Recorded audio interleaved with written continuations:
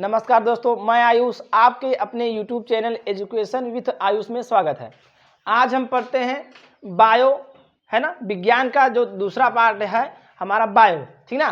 तो और हम बोलेंगे क्लास 10th का जो बायो है उसमें बोलेंगे चैप्टर नंबर हमारा कितना है, 5 नंबर, है ना। तो उसमें बोलेंगे जीवन की प्रक्रियाएं। अच्छा, बायो के बारे में हम जानते क्या है, तो बोलेंगे बायो जो होता है या बोलेंगे जीव विज्ञान जो होता है, विज्ञान की वह शाखा जिसके अंतर्गत हम क्या करते हैं, हम बोलेंगे जीवों का अध्ययन करते हैं, उसे हम क्या कहते हैं, उन्हें हम कहते हैं जीव विज्ञान। उन्हें दो भागों में बांटा गया है। एक बांटा गया है किसमें, प्राणी विज्ञान, एक बांटा गया है वनस्पति विज्ञान, है ना। फिर उसके बाद उन्हें अलग अलग तरह से बांट के क्या करके हम लोग अध्ययन करेंगे।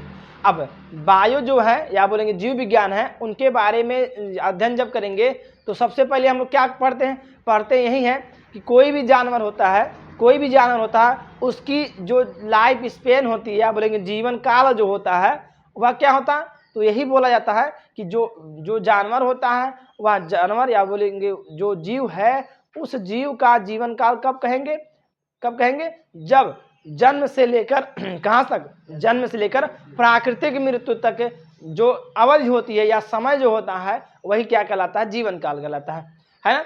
अच्छा, जीवन काल के मतलब है जो हमारा जितना हम जीवित रहें या फिर हमारा जो जीव है वह कितना दिन तक जीवित रहा, है ना। ठीक, चलिए आज हम पढ़ेंगे क्या चीज़, हम दूसरा चीज़ पढ़ेंगे जो हमारा चैप्टर है क्लास 10th का, जीवन की प्रक्रिया या जैव प्रक्रम करके पढ़ेंगे, है ना। अच्छा, जैव प्रक्रम क्या होता है, जैव प्रक्रम या जीवन की प्रक्रिया क्या होती है, तो बोलते हैं जीवन की प्रक्रिया मतलब जन्म से लेकर कहाँ तक, पूरे लास्ट तक, जब तक हम जो जीव है वह मर ना जाए तब तक की जो प्रक्रिया होगी, जो क्रिया होगी, उन क्रियाओं को ही क्या कहते हैं हम लोग, जीवन की प्रक्रिया कहते हैं, है ना। जीवन की प्रक्रिया कब कहेंगे, जीवन की प्रक्रिया का मतलब जो शुरू से लेकर जन्म से जब कोई जीव जन्म लिया, जन्म से कहाँ तक उसके मृत्यु तक जितने भी काम करता है, जितना भी उसका शरीर या उसका जो क्या नाम होता है वह जीव जितना भी काम करता है वही पूरी अवधि में जो कार्य किया है वही कार्य क्या कहलाता है, जीवन की प्रक्रिया। जीवन की प्रक्रिया का मतलब है कि जितना भी जीव कार्य किया है अपने जीवन में वही क्या कहलाता है, जीवन की प्रक्रिया कहलाती है। लाइफ क्या कहते हैं हम लोग, प्रोसेस कहते हैं। और दूसरी बात क्या बोलेंगे, उसी लाइफ प्रोसेस को हम बोल सकते हैं जैव प्रक्रम, है ना। जीवन की प्रक्रिया चाहे बोले जैव प्रक्रम बोले, है। चलिए देखते हैं जैव प्रक्रम क्या कहलाता है, परिभाषा बोलेंगे ऐसी प्रक्रिया जो सामूहिक रूप से अनुरक्षण का कार्य करती है जैव प्रक्रम कहलाती है। जैव प्रक्रम क्या कहलाती है, जैव प्रक्रम कब कहलाएगी, बोलेंगे ऐसी प्रक्रिया जो सामूहिक रूप से अनुरक्षण का कार्य करती है जैव प्रक्रम कहलाती है। अब इसका मतलब है कि जो पूरी समूह है, समूह मतलब कोई भी एक जात का मतलब जैसे अगर बोलेंगे हमारा गाय, तो उसके समूह के जितने भी गाय होंगे, है ना, सब गाय का जीवन काल जो होगा, जो प्रक्रिया एक गाय करेगी वही प्रक्रिया हर एक गाय करेगी। मनुष्य का क्या बोलेंगे, जिस प्रकार से एक मनुष्य क्या करेगा, अपने शरीर को बढ़ाएगा, फिर ग्रोथ करेगा, फिर उसके बाद क्या करेगा, अब बूढ़ा होगा, बूढ़े होने के बाद मर जाएगा, जो प्रक्रिया वह पूरी करेगी वही प्रक्रिया क्या होगी, हर मनुष्य में होगी, है ना। तो कहने का मतलब है कि जो हमारा जैव प्रक्रम होता है वह क्या करता है, सामूहिक रूप से अनुरक्षण का कार्य का मतलब होता है एक तरह से कार्य करते रहते हैं। जैसे नहीं बताया क्या कि अगर कोई व्यक्ति है उसकी जो जीवन प्रक्रिया जो जीवन में होती रहेगी वही अन्य मनुष्य के अंदर भी होती रहेगी, है ना। अगला जैसे जानवर बताएं, गाय में जो प्रक्रिया होगी अगले वाले पीढ़ी में या फिर जो भी उसका गाय प्रजाति रहेगी सब में हो जाएगी वही प्रक्रिया, है ना। चलते हैं, अब हम बढ़ते हैं कुछ नए पॉइंट्स के रूप में, बोलेंगे जो जीवों में होने वाली रासायनिक प्रक्रिया होती है उसे क्या कहते हैं, जैव रासायनिक प्रक्रिया कहते हैं। क्या बोलेंगे, जीवों में होने वाली रासायनिक अभिक्रियाओं को जैव रासायनिक अभिक्रिया कहते हैं। जैव रासायनिक अभिक्रिया कहने का मतलब है कि जो जीव के अंदर रासायनिक रिएक्शन हो रहे हैं, केमिकल रिएक्शन हो रहे हैं ना, उनमें जो मतलब भोजन अपना बनाएंगे या खाएंगे, खाने के बाद उनको पचाएंगे, उनसे क्या क्या चीज निकालेंगे, वो चीज क्या कहलाते हैं, रसायन के रूप में निकालेंगे, उन्हें हम बोल देते हैं जैव रसायन अभिक्रिया बोल देते हैं। आगे बढ़ते हैं, बोलेंगे जैव प्रक्रम या बोलेंगे जैव क्रिया दो प्रकार की होती हैं, एक होती अपचयी क्रियाएं, दूसरा होती उपचयी क्रियाएं। कौन कौन सी क्रिया? दो प्रकार की क्रियाएं होती हैं, एक होती अपचयी क्रियाएं, एक होती उपचयी क्रियाएं, है ना। चलिए देखते हैं अपचयी क्रिया क्या होती है और उपचयी क्रिया क्या होता है ना। तो बोलेंगे जैव प्रक्रिया या बोलेंगे जैव क्रिया जो होती है उन्हें दो तरीके से किया जाता है, मतलब जो जीवन होता है या जीव जो होता है वह प्रक्रिया दो प्रकार से करता है, एक बोलेंगे अपचयी क्रिया करता है, एक बोलेंगे उपचयी करते हैं। अच्छा, इसका मतलब क्या है?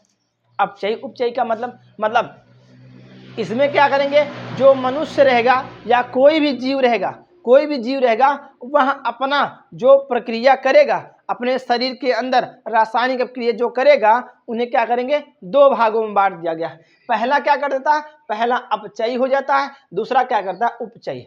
अब इसमें क्या होता है इसके बारे में हम जानेंगे। बोलेंगे अपचयी जो होता है जटिल कार्बनिक जो अणु होंगे, जो हमारे शरीर में अणु जाएंगे वह जटिल रूप से जब होंगे, उन्हें जब खंडित करके छोटे छोटे टुकड़ों में बांट देगा उन्हें हम बोलेंगे क्या, अपचयी क्रिया बोलेंगे। उपचयी में क्या बोलेंगे, जो छोटे छोटे खंड होके चले आए, छोटे छोटे अणु हमारे आ गए, उन अणुओं को क्या करते हैं, जब उसे हम और छोटा कर देते हैं उसमें से हम नया नया चीज बना लेते हैं, है ना, तो उन्हें हम क्या कहते हैं, उन्हें कहते हैं उपचयी क्रिया कहते हैं। चलो परिभाषा समझते हैं, एग्जाम्पल समझते हैं, अभी आ जाएगा समझ में। क्या बोलेंगे, अपचयी क्रिया क्या होती है, कैटाबॉलिक रिएक्शन क्या होते हैं, तो बोलेंगे इन क्रियाओं में जटिल कार्बनिक अणु सरल अणुओं में टूट जाते हैं। क्या करते हैं, टूटते हैं। क्या बोलेंगे, जो यह प्रक्रिया होगी अपचय जो प्रक्रिया होगी, इस प्रक्रिया में जटिल कार्बनिक अणु जो होगा वह सरल अणुओं में टूट जाता है। जैसे एग्जाम्पल में पाचन की क्रिया, मतलब कहने का हम भोजन किए, अब भोजन हमारा एक जटिल पदार्थ हो गया, है ना। कोई भी हम क्या किए, जो भोजन है उसे हम किए, खाना खाएं, खाना खाने के बाद हम देखेंगे जो भोजन रहेगा वह हमारा एक जटिल कार्बनिक पदार्थ रहेगा, है ना। अब उस जटिल कार्बनिक पदार्थ में उस जटिल कार्बनिक पदार्थ को क्या करेगा, उसे तोड़ा जाएगा, उसे क्या कहते हैं, खंडित किया जाएगा।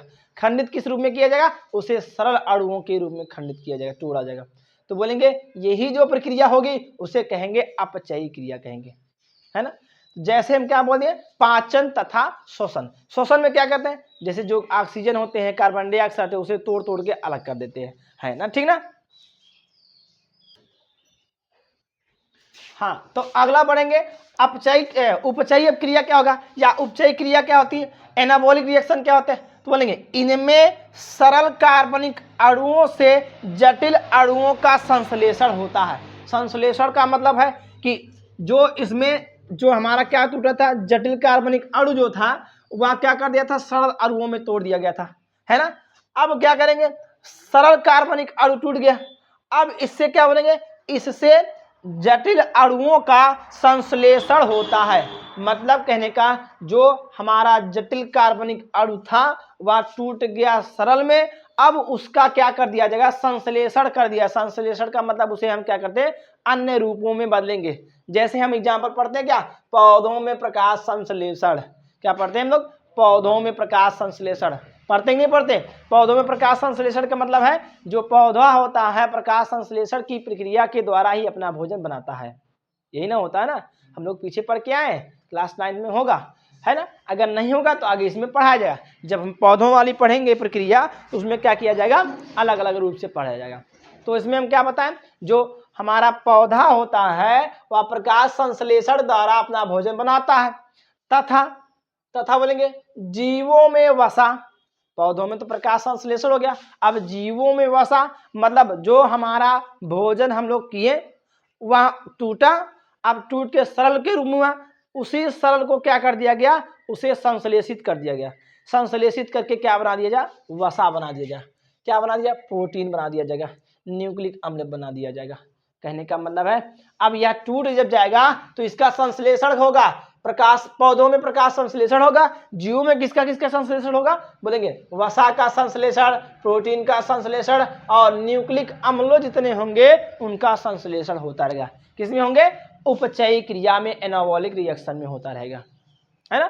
तो एक बार फिर समझिए, अपचयी क्या बताया गया, अब चाहिए बताया गया कि इन क्रियाओं में जो जटिल कार्बनिक अणु होते हैं वह सरल अणुओं में टूटते हैं। जैसे क्या बताए, पाचन, श्वसन। पाचन का मतलब खाना का पचना, श्वसन मतलब हम जितने भी जो हमारा वायु है, वायु को ग्रहण किए, अब उसमें जो नए नए चीज थे या फिर जो हमारे यूज लायक थे उसको हम क्या किए, ग्रहण कर लिए और सब बाकी बाहर कर दिए। जैसे कार्बन डाइऑक्साइड को क्या करेंगे, ग्रहण करेंगे, बाहर करेंगे, बाहर कर देंगे। ऑक्सीजन क्या करेंगे हम लोग, ग्रहण करेंगे, ऑक्सीजन ग्रहण किए और जो हमारा कार्बन डाइऑक्साइड था उसे बाहर निकाल दिए। अब उसे हम क्या करें, छोटे छोटे रूप में टूट गया, अब उसे ले जाएंगे कहाँ पास, उपचयी क्रिया कराएंगे। अब इसमें क्या बताया गया, इसमें सरल कार्बनिक अणुओं से जटिल अणुओं का क्या करता है, संश्लेषण होता है। मतलब सरल कार्बनिक अणु जो होंगे उनका संश्लेषण कर दिया जाएगा जटिल अणुओं का, है ना। चलते हैं, अब पढ़ते हैं जो हमारी प्रक्रिया होगी, अपचयी उपचयी प्रक्रिया जो होगी वह पूरी प्रक्रिया कैसे कैसे खत्म होती है, जानते कैसे हैं। तो पहला पढ़ेंगे, हम बोलेंगे पोषण, न्यूट्रिशन। पोषण हमारा कैसे मिलता है, जैसे सब लोग बोलते हैं कि अगर हमारे अंदर पोषक तत्व तो नहीं मिलेगा तो हमारा शरीर क्या हो जाएगा, कमजोर हो जाएगा, या हमारे अंदर एनर्जी नहीं रहेगी, यही ना। और हमारा जो शरीर होगा वह विकास नहीं करेगा, है ना। अन्य प्रकार की बातें करते रहते हैं, है ना। जैसे कोई भी व्यक्ति होता है, कोई भी व्यक्ति अगर तुमको देखा, किसी व्यक्ति को देखता है, अगर वह दुबला पतला है तो क्या बोलेगा, तुम खाया पिया करो, ये ना बोलेगा। और खाने का पीने का मतलब क्या बोलता है, इसका मतलब यही होता है कि तुम क्या लो, प्रोटीन लो, क्या लो, पोषण दो। पोषण का मतलब उसमें जो तत्व होंगे, पोषक तत्व होंगे, उन पोषक तत्वों को क्या करो, ग्रहण करो, ताकि तुम्हारा शरीर जो है वृद्धि विकास और क्या करे, जो मसल्स होंगे उनको बनाएगा, है ना। तो ये चीज़ हमारे क्या होंगे, पोषण की आवश्यकता होती है। अगर हम किसी से पूछें कि जो जीव होता है, जीव को अगर क्या करना, शरीर को बढ़ाना है ना, या उसके दिमाग मेंटल रूप से उसको सही करना है, तो हम क्या बताएंगे, किसकी जरूरत रहेगी, तो बोलेंगे हमको पोषण की जरूरत रहेगी। अगर हमारा पोषण मिलता रहेगा शरीर में, तो हमारा कोई भी जो हमारा जीव रहेगा वह हमारे शरीर को हानि नहीं पहुंचाएगा, ठीक है। चलिए देखते हैं पोषण कहलाता क्या, न्यूट्रिशन होता क्या। तो बोलेंगे जीवों द्वारा भोजन या पोषक तत्वों को प्राप्त करने की क्रिया, क्या बताया जाएगा, जीवों द्वारा क्या बोला जाएगा, जीवों द्वारा भोजन की पोषक तत्वों को प्राप्त करने की क्रिया क्या कहलाता है, पोषण कहलाता है। पोषण कब कहलाएगा, तो बोलेंगे जीवों द्वारा, जो जीव रहेगा उसके द्वारा, चाहे हम भोजन प्राप्त करें या भोजन खाएं, या पोषक तत्व के रूप में हमारा, जैसे अभी सब लोग बोल देते हैं कि जो भोजन खाते हैं उसमें हमारा पूरा क्या होता है, न्यूट्रिशन या पोषण हमको मिल जाता है ना। ऐसा कुछ नहीं होता, है ना।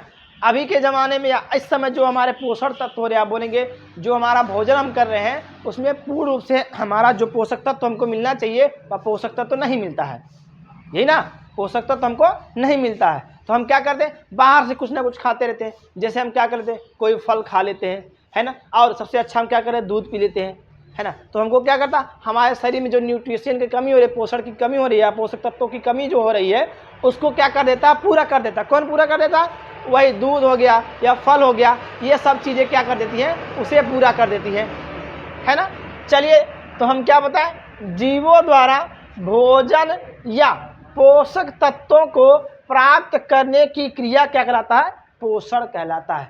भोजन के द्वारा या पोषक तत्वों के द्वारा जो पोषण प्राप्त किया जाता है, या पोषक तत्वों को जो प्राप्त किया जाता है, उसे क्या कहते हैं हम लोग, उसे हम कहते हैं पोषण कहते हैं। अब पोषण की आवश्यकता क्यों होती है, पोषण की आवश्यकता क्यों होती है, हमारे दिमाग में आना चाहिए कि हम भोजन काहे कर रहे हैं, या हम भोजन कर रहे हैं तो हमारे शरीर में जो पोषण तत्व या पोषक तत्व जो जा रहे हैं उनकी आवश्यकता क्या है हमारे शरीर के अंदर। तो हम बोलेंगे हमारे शरीर में पोषक तत्वों की आवश्यकता बहुत ज़्यादा है, क्या है, बहुत ज़्यादा।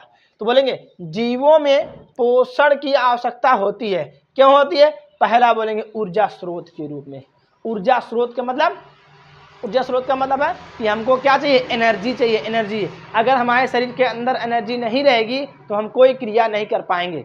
जैसे एग्जाम्पल लेते हैं, एग्जाम्पल क्या बोलेंगे, अगर हम बोलें कि आप 24 घंटा खाना ना खाएं, क्या करें, 24 घंटा बाद ही छोड़ दिए, 12 घंटा खाना ना खाइए, 6 घंटा खाना ना खाइए, एक टाइम सुबह मत खाइए, एक टाइम शाम में मत खाइए, टोटल 12 घंटा हो जाए। फिर अगले दिन तुम काम करने जाओ, अच्छा तुम्हारे दिमाग में आएगा सर जी हम पानी पी के काम कर लेंगे, ठीक है, पानी पी के काम कर लो। अगले दिन फिर ना भोजन खाओ, तो 2 दिन भोजन नहीं खाए, तीसरे दिन का ऐसे तुम रह जाओगे, ऐसे ऐसे चलोगे, चल पाओगे? नहीं चल पाओगे, है ना, मतलब कहने का। और दूसरे दिन, फिर तीसरा दिन जब बीतेगा तो क्या होगा, अब हम बोल ही नहीं पाएंगे।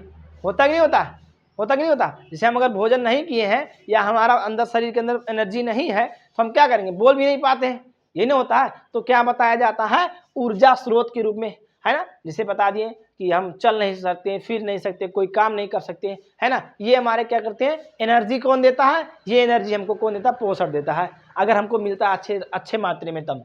आगे शारीरिक वृद्धि इंपॉर्टेंस है। शारीरिक वृद्धि मतलब, अब शारीरिक वृद्धि का मतलब जितने भी शरीर में वृद्धि होती है उनके, जैसे लंबाई में वृद्धि, है ना, या फिर शरीर में जो फैट होगा उसमें वृद्धि, है ना, मानसिक रूप से वृद्धि हो जा रही, ये सब वृद्धि क्या होगी, शारीरिक वृद्धि होगी। अब ये जैसे बहुत बच्चे होते हैं उनको बढ़िया से पोषण मिल जाता, बड़े लंबे छोटे नहीं होते, लंबे ताजे मोटे ताजे हो जाते हैं, है ना। अभी वही व्यक्ति जिसको पोषण ना मिले, देखते हैं पतले दुबले रहते हैं ना, है ना। चलिए तो बढ़ेंगे, अगर तीसरा बोलेंगे, शरीर में टूट फूट की मरम्मत के लिए, शरीर में टूट फूट की मरम्मत।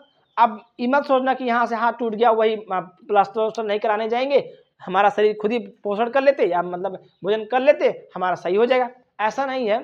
मतलब कहने का, अब उसको हम दवा कराएंगे मतलब अब हाथ टूटा है, अब उसको प्लास्टर लगवाएं, अब उसके ऊपर क्या कराएंगे, उसके ऊपर हमारा जो मसल्स रहेंगे, मसल्स बनेंगे, फिर उसके बाद जो हड्डी है कैल्शियम बनेंगे, है ना। तो उसके लिए हमको क्या करना चाहिए, उसके लिए हमको भोजन की आवश्यकता या पोषण की आवश्यकता होना चाहिए, है ना। आगे रोगों से प्रतिरक्षा, सबसे इंपॉर्टेंट ये है।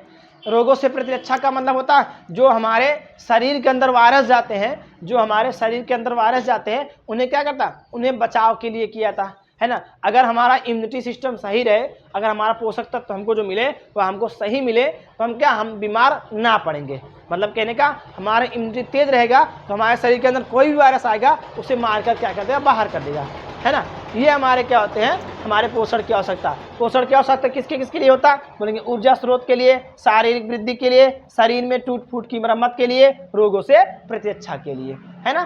समझ में आया कि नहीं है? चलिए ठीक है।